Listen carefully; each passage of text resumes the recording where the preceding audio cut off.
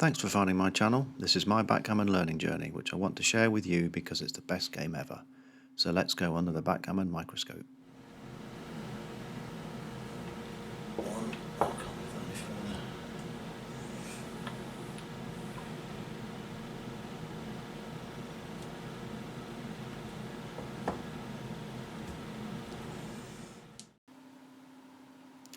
Okay, that was me very early on in a match. I just played at home, a friendly match with the missus. Double four was my roll, and a bit of a theme. I play a very bad double roll very early in the match, maybe because I'm not settled in, which is not an excuse. I seem to be reluctant to point shift. I'm moving from the 6 point to the 2 point at the same time as hitting. And I must not be averse to this because it's just bad. But if it keeps the prime the same size, which in this case it does, it keeps it a 4 prime, and it puts a second checker on the bar, then clearly it's the right play. Hitting a second opponent checker will be the correct play a lot more often than it won't be the correct play, to the point where you pretty much need a very good reason not to do it. So really, my play here is pretty poor, and it's, as you can see, a .170 blunder, so a double blunder basically. So point shift, please. So here we are again, not a few moves later, and I'm doing the same thing, which is not putting 2 checkers on the bar when I had a perfectly good opportunity to do that. But we also missed a cube.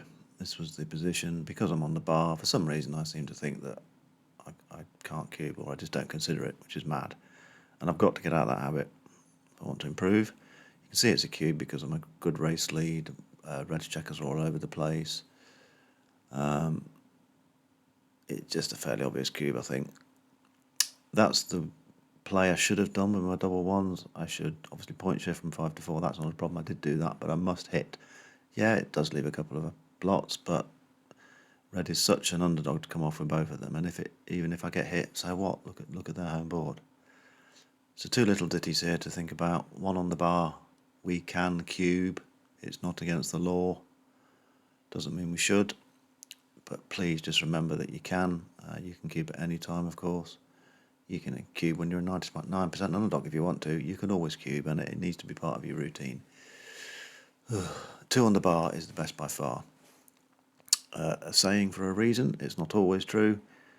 Like everything in life, not many things are absolute, but it's usually true, to the point that we need a very good reason not to do it, and certainly in this situation that applies.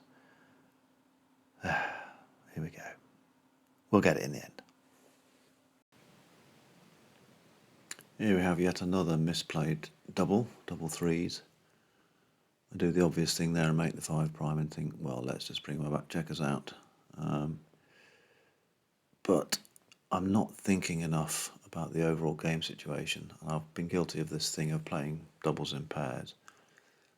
It looks great, looks fine, maybe to a beginner, but it doesn't look good to an advanced player who would see here that they can hit, place the checkers in the outfield like that, and with a red checker on the bar, I'm now in better shape. I'm in better shape in terms of making many more gammons. With that optimal play, you can see actually with the data on the left, you're actually a bit less likely to win overall, but you more than make up for that with gammons, 37% over 22, and you're slightly less likely to win with XG's preferred play. But backgammon's not just about locking up a point, it's sometimes looking a bit further down the road where a gammon is better for you, and particularly in a short match. This was only a 5-point match I was playing. So keep gammons in the back of your mind at all times, I think, would be the takeout from this. Right, this one was an interesting one, I think.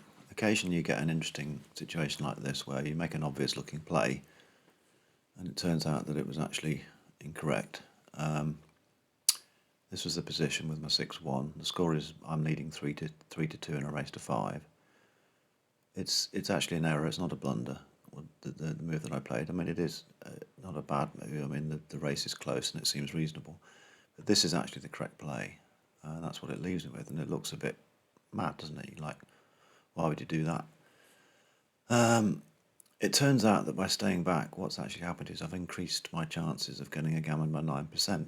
And it's because by staying back, there's a very good chance I'm going to get to hit one of those two red checkers. Red's an underdog to cover both home board blots, so I should get a shot at one of them. Red's also not going to be tempted to hit me particularly, because the home board's very weak, and I could well fire back into them from the bar. I'm a bit more likely to be gammoned myself by hanging back, obviously. I think that's fairly clear. But overall, XG's worked out the equity and thinks that that is actually the best play.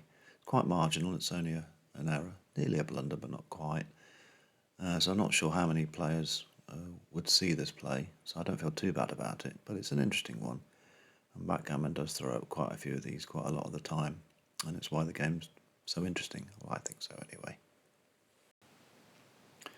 I was a bit distracted with this one, to be honest, talking to my missus about something, and I just played a very obvious looking play quite quickly, and I'd kind of forgotten that two of her checkers were on the bar, and I really need to be capitalising on that.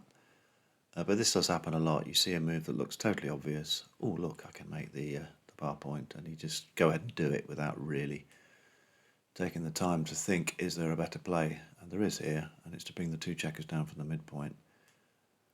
Because my opponent has two checkers on the bar, and if I bring two checkers down from the midpoint, the chances of improving that prime are significantly increased.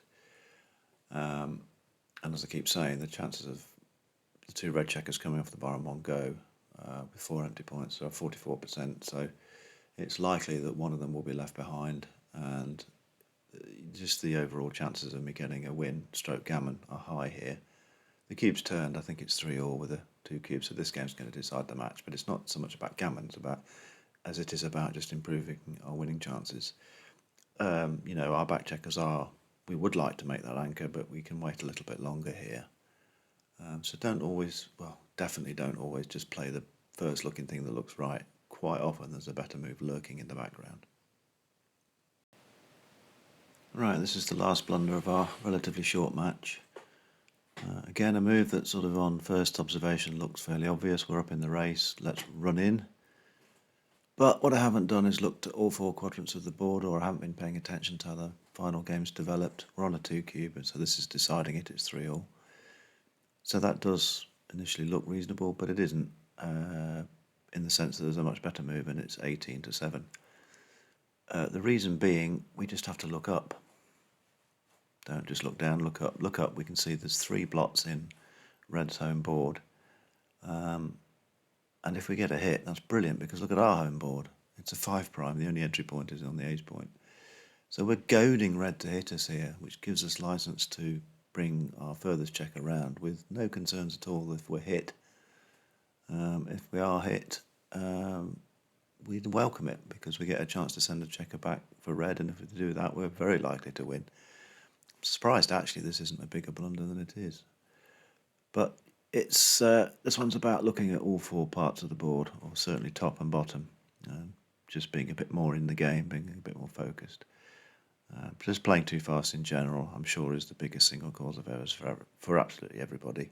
Grandmasters or beginners, playing too fast is the problem. We were playing with a clock in this match, and I do want to get used to doing it. I've only done it a few times, and from now onwards, in fact, from my next match onwards in the league, I'm going to be playing with a clock, and I'm hoping it'll actually bizarrely help me. It'll focus the mind a bit more about using my time properly. I know that sort of sounds counterintuitive, but that's the plan. Thanks for watching my video. Hopefully you'll join me another time soon.